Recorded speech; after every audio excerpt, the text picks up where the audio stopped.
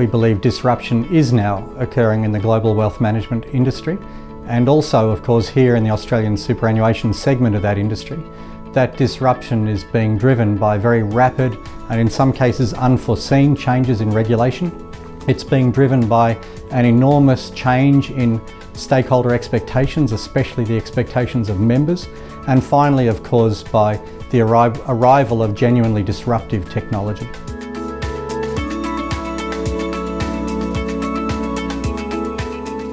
And the question is whether the funds themselves and their administrators will embrace it, or whether something will come out of left field, Uber-like, to disrupt the industry completely.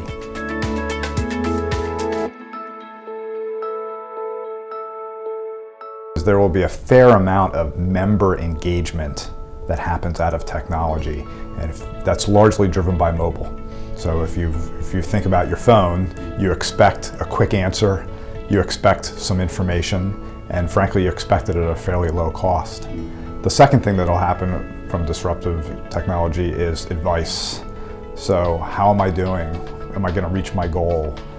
What's my asset allocation? And then the third that will happen, that will come of all of this, is hopefully an increased transparency to the member. And what they're going to expect to see is their performance and their cost. And cost transparency will be a big part of the disruptive technology that could change the industry here.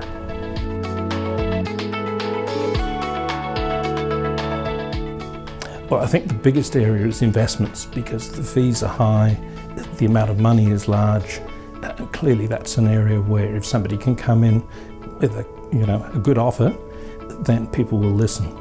But everything to do with superannuation, financial advice, administration, insurance, all of them are quite well funded, and many of them are not yet fully modern in their operations.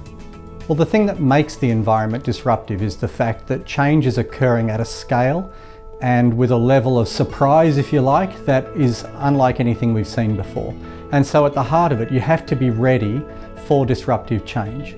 In order to be ready for such an environment, funds need to be nimble, agile, and they can achieve that best by greatly simplifying their business, focusing on the customer with a transparent proposition, and embracing the right enabling technology to allow them to truly respond in a rapid fashion.